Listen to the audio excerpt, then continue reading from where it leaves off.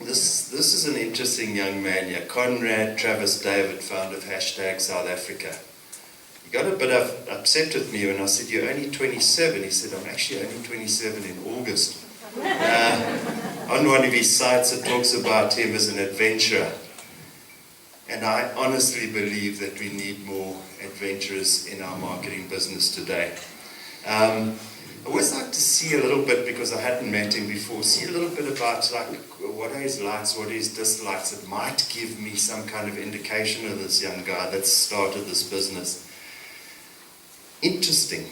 Musical likes Michael Bublé and White Stripes. So, hang on, so a little bit of a mix there.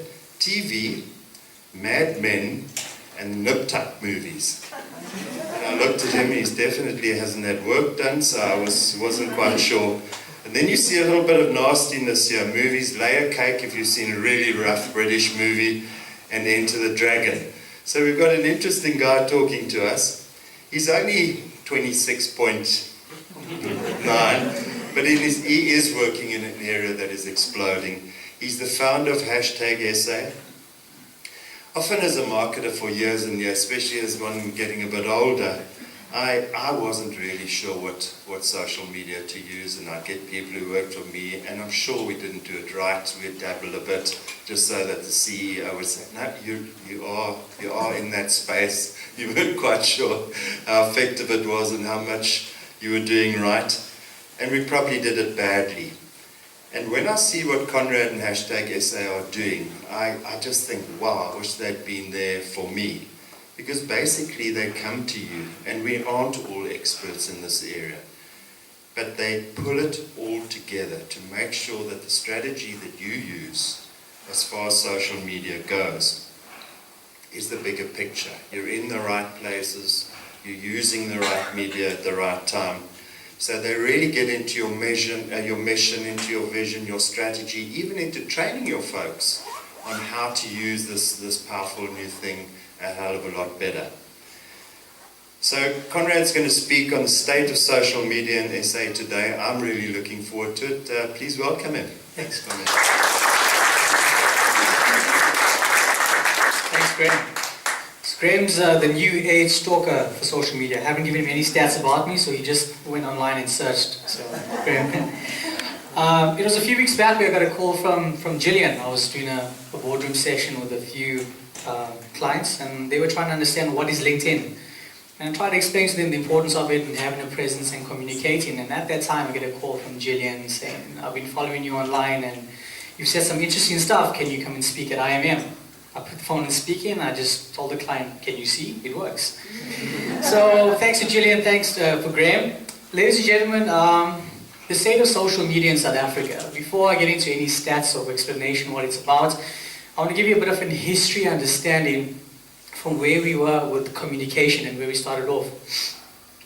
If we look back in time and history, there's been 4 pinnacle points that classify in the past 500 years as a global revolution. Looking at mankind, we look back to the 14th century and the invention of the printing press by Johannes Gutenberg.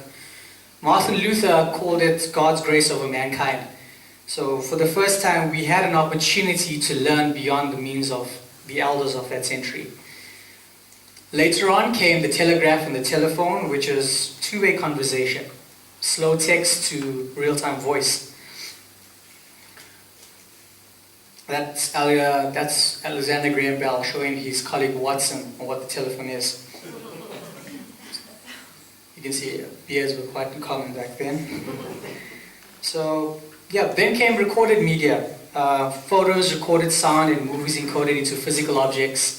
The movie pictures, which were quite big back in the day.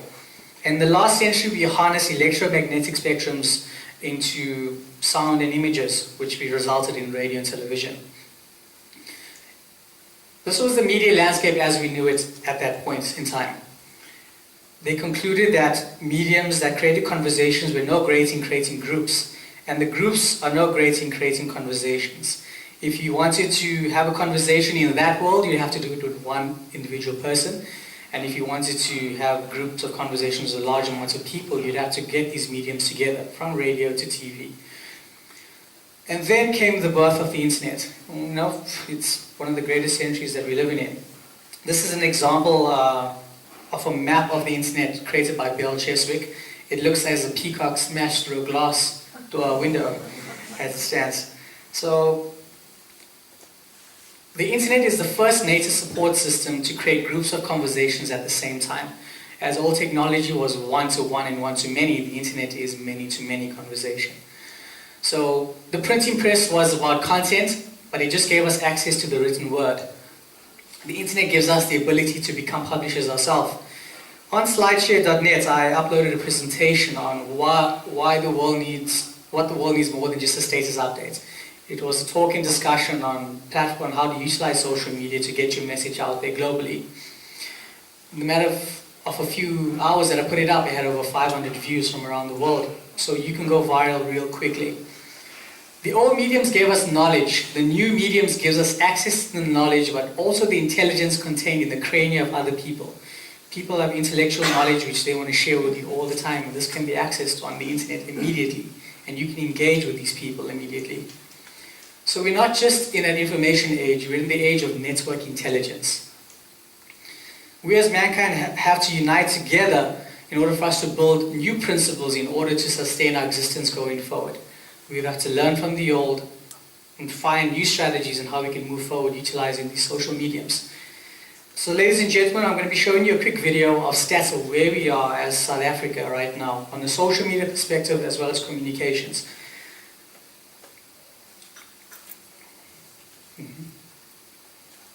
Okay.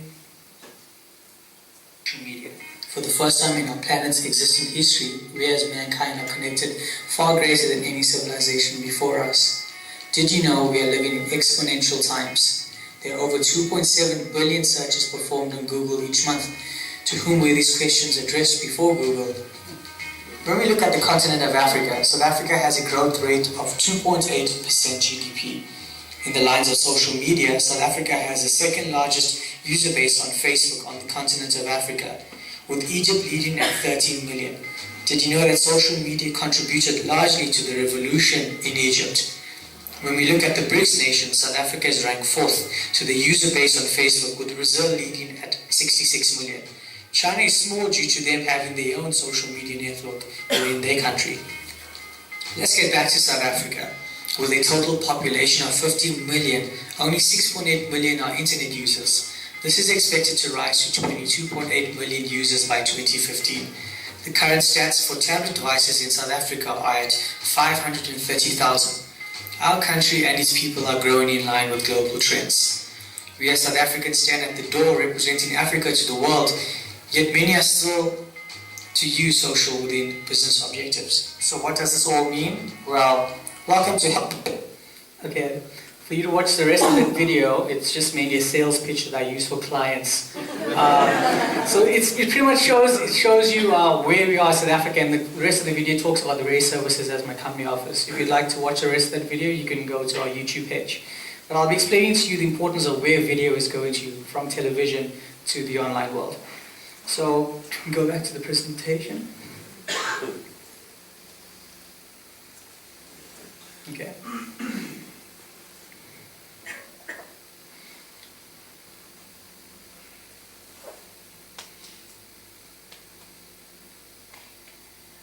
Awesome. So from 6.8 million to 22.8 million in the next 2 years. Now these are stats not just for computers but mobile devices. Your mobile device is the next generation of where your computers are. At some point you're not going to even have a desktop computer anymore. Ladies and gentlemen, based on these stats and numbers, the marketing and advertising agencies are at the forefront of these communications. We have social media which we can use to share the messages for our clients as well as a global message. So today I'm just going to be showing you 7 social media platforms that I find that I share with my customers that are essential for business.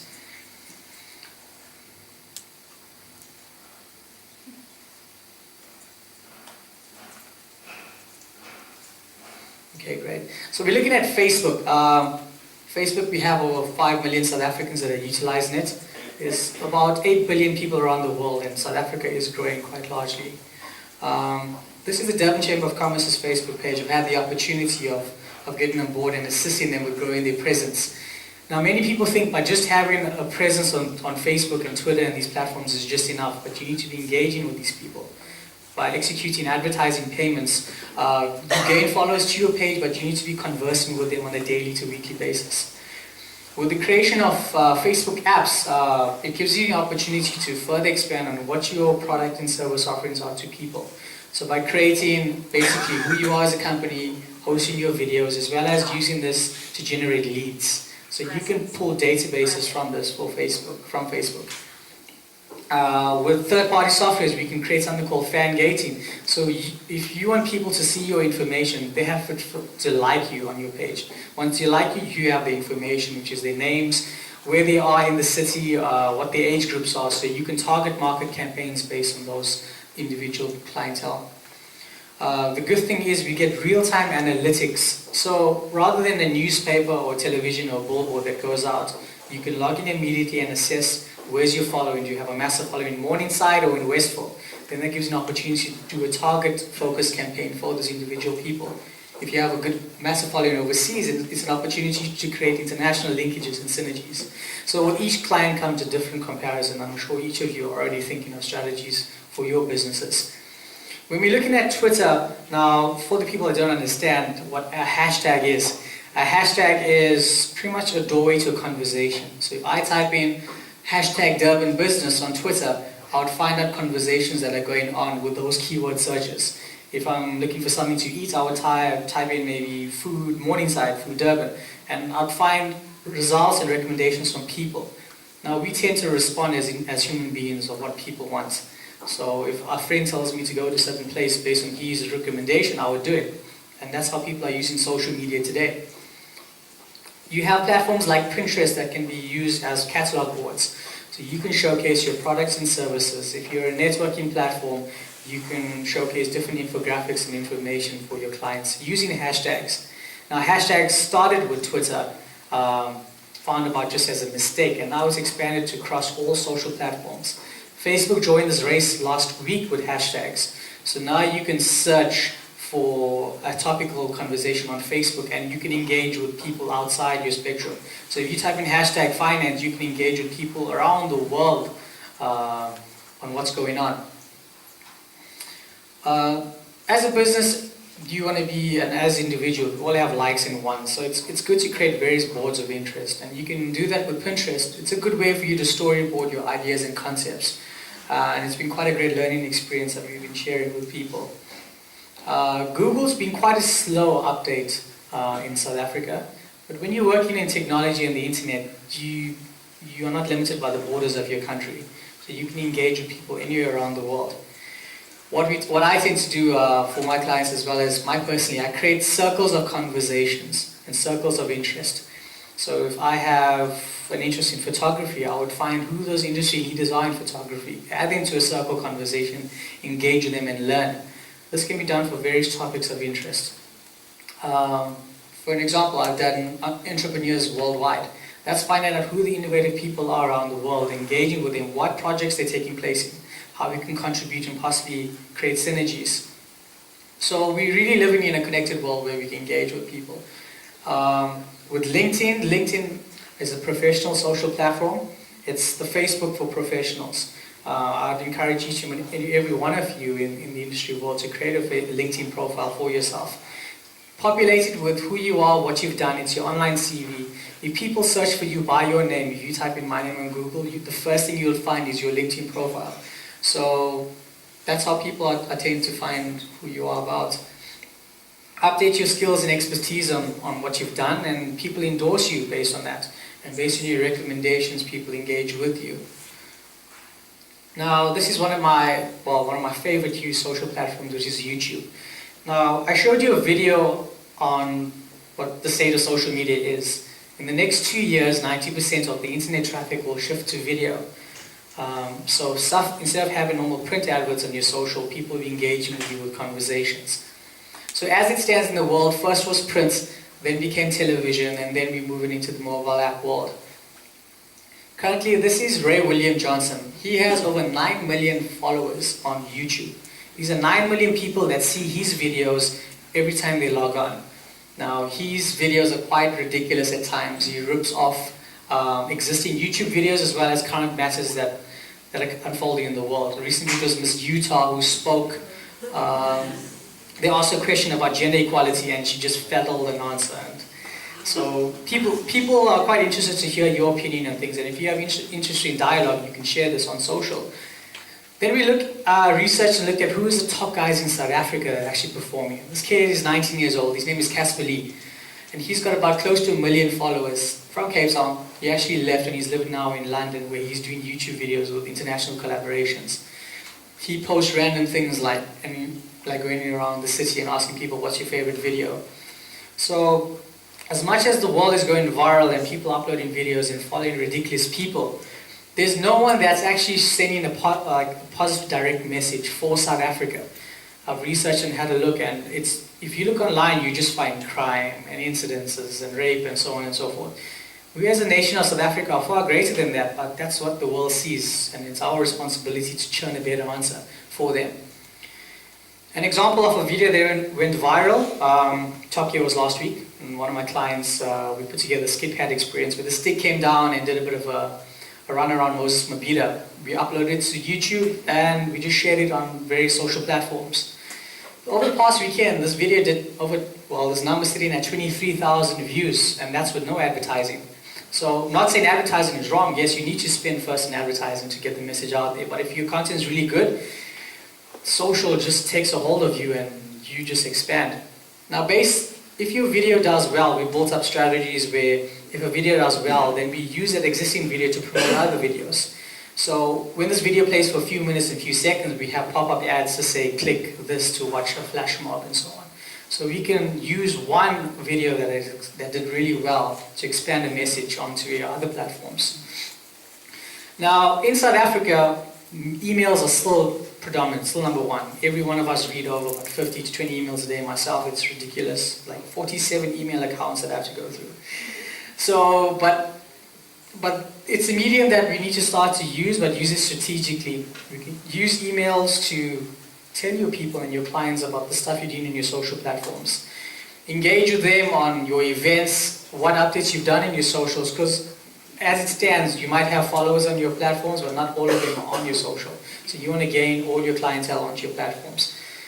There's an opportunity for you to look at real-time analytics these days, so you can see who the troubled ones are that don't read your email, and if it's really a situation, you call them up, like, hey, what's going on?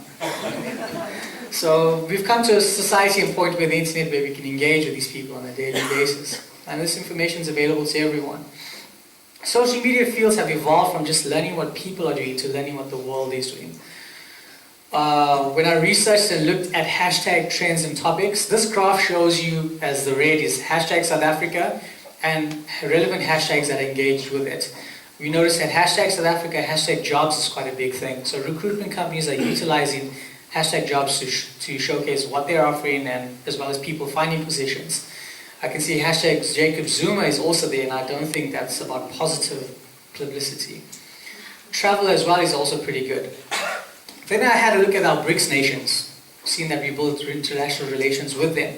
We look at hashtag India, we find that hashtag money, hashtag stocks, hashtag news, hashtag business is being used.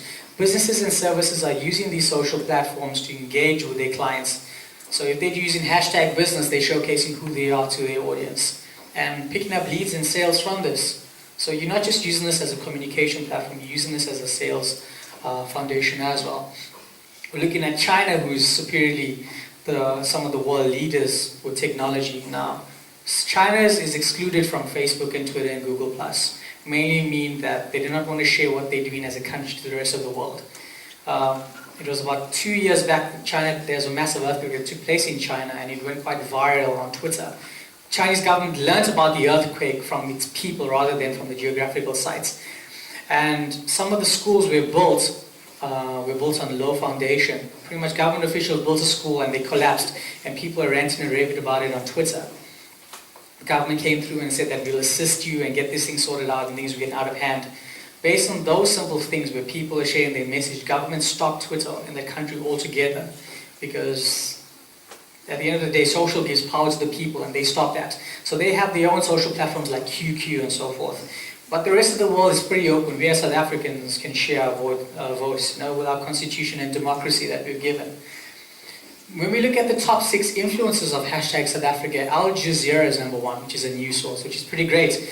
But then when I look at number 2 and number 5, number 2 is Bella Thorne, which is some sort of actress student living in LA from a gossip magazine. I'm not sure how someone up in America knows more about our country than we as citizens do. And then also MC Hammer, an outdated guy from the 19 and the 80s, is trending as an influencer for South Africa. But there's hardly anyone from South Africa as it stands that's representing our brand as who we are. That's why I created a company called hashtag South Africa, because we need to grow our brand, which is our country. We all have products and services which we need to share. And we can do that by sharing it with our country as it stands. Now, ladies and gentlemen, our country has a national development plan. It's a development plan where we showcase line problems and as well as have solutions, covering from economy infrastructure, positioning South Africa to the world, transforming human settlements, promoting health, social protection, fighting corruption. These are things that our government has put together, but they put it together so us as citizens can also execute it. We're all in various industries and trade and investment, wherever we may be, but we all can look at these different points and pillars and action strategies for this and how we can engage with people. And as my company, we've put together an application for Social Media Week. Now, Social Media Week is where the great minds get together in their cities around the world. In February, 25 cities gather together where they discuss social and political points. So we submitted a bid application where we, as South Africa, will be finding solutions and problems and how we can tackle these factors using social media. For an example, let's look at social media in education. If you put up a computer screen in a classroom, and we give students a subject to search on, let's just say nanotechnology. We can give it to 5th graders, tell them research nanotechnology. They might know nothing about the subject, but if you give them the resources to learn about something, they can engage and already develop an understanding with it. So the way we grew up, the way I grew up and my parents and their parents before them, we grew up in the Victorian era of learning, where we go to school and we're taught to do as we're told based on 5 or 7 subjects. But then we hardly use those subjects and thoughts in the real world. That system was created to churn us out as mass production human beings. So we can churn out productions in factories for general people. But now as we get older and we learn and understand what the world is in with mediums like social media, each of us can adapt and tap into our destinies and our real desires and our real purposes. We can engage with one another all the time across these platforms and learn of new principles on how we can develop new things. So all I'm trying to say, ladies and gentlemen, is the way we've started off with printing press, learning from basic books, to now becoming publishers ourselves, the future of where we're going to as mankind is great, and it's going to be quite an interesting journey. So, yeah, thank you for today.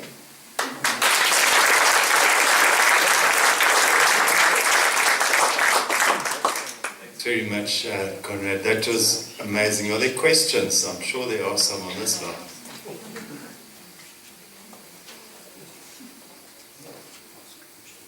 Conrad, Yes. thank you for the presentation. Like any professional, you make it sound so easy. And for people like me and the dinosaur generation who were at school when the calculator was invented, it's a little bit more challenging. Just one question. If my memory serves me correctly, shortly after Facebook was listed, I think it was General Motors quite famously pulled all advertising from Facebook, saying that they could not justify or could not determine any return on that. What would you say for average human beings, like the audience here, would be a couple of the pitfalls to watch for in social media, just to watch out, before we engage with a professional like you, who can obviously just tailor-make everything? Well, one of the things to look at is to look at what your vision and what your mission is as a business. What you want to accomplish. Do you want to just build brand awareness? Do you want to generate leads? General Motors pulled out possibly for their own reasons I'm not too sure about.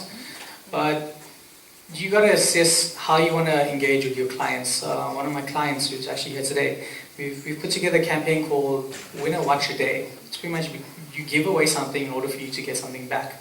So we would put together a lead form where people fill in their details, and we would call them up and tell them, congratulations, you want to watch. But the terms and conditions is that you have to come to our store. And based on them coming to your store, you have further media in place. So when you want to action something on social, have a strategy on how you're going to accomplish it and how you can get them to spread your message. By giving away something to one person, you tap it into that one person's 300 friends, and 300 or whatever the number may be. And those people become ambassadors for your brand. So by giving away something, or you don't always have to give away something, but if you give away a remorse, sorry, not remorse, you have to give away an accolade to a person, people will hold your brand up high even when you're not working. So it's about taking that brand awareness to a new height.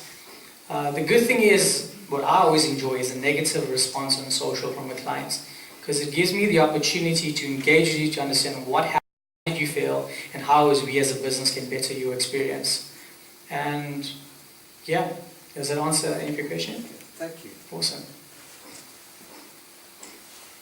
Conrad, I was interested to hear your reference to the National Development Plan, because we as a business have adopted the KZN Development Plan. Yes.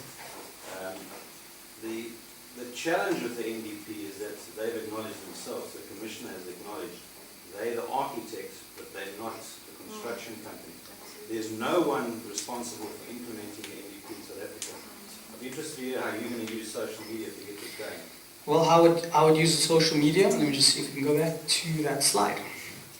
See, like, I look at, I make reference to a biblical proverb by King Solomon, who said that without a vision, the people perish. So what they've done as a country is they've given us a vision as people, and it's for us to try and action and find solutions. Look, we might not find solutions for all those problems. From an infrastructure point of view, they put together SIP projects, like the Aerotropolis, the new harbour, which is coming up around Durban, bridging the corridor between Gauteng and KZN. So from let's say improving education and training, how we can do this as social media is, well, how I plan to do it is to have ambassadors or kids or teenagers, set them up with equipment and basic resources using social. So creating an online YouTube channel with essentials, courses that they can learn, maybe English or Xhosa or geography or sustainable farming video on how to create their own farming settlement where they live, or maybe solar power technology. So teaching people based on their surroundings and environments to create things. Looking at promoting health, teaching people basic things like how to use a plaster. People, it was in the Eastern Cape where they did an AIDS convention to teach people how to use condoms, and they used a broom as an example. And they came back a few months later to see the follow-up, and they found people putting condoms on the broom. So it's things in these type. It's a bit sad, but these are the factors that we need to take into consideration. And by putting together visuals for people, not maybe just pictures, but interactive videos where people can learn. So from social media point of view, we have these mediums that we can use to tap into these various topics. And it's something that's not going to happen overnight, but it's something to work towards. With fighting corruption, using socials, like hashtag help Durban. I looked at that yesterday and I found that someone was looking for a child line details, and no one responded to it, and that was back in March. So someone probably might have got injured along that time. So who's watching these overall? Environmental sustainability, utilizing like a basic shack from power resources, putting in maybe a solar power panel instead of using paraffin to generate electricity, to rooftop gardens, utilizing the rooftops of our buildings. Let's see what else is there. Building safer communities. Now, as much as there's hashtag Durban and so forth, there can be a hashtag Morningside. If people like ourselves say that hashtag Morningside, we are gathering on Florida Road today to talk about the environment or how we can maximize our neighborhood watch. People come together. Social media is about bringing people from online to the offline, and that's what you want, to gather like-minded people so you can action what you need to do. So that's some ways that how we can use it, and these systems will perfect over time. First it was TV was big, and then became digital. And from digital it'll move on to something else. Soon we'll have robotics doing our work for us, which is it's already happening.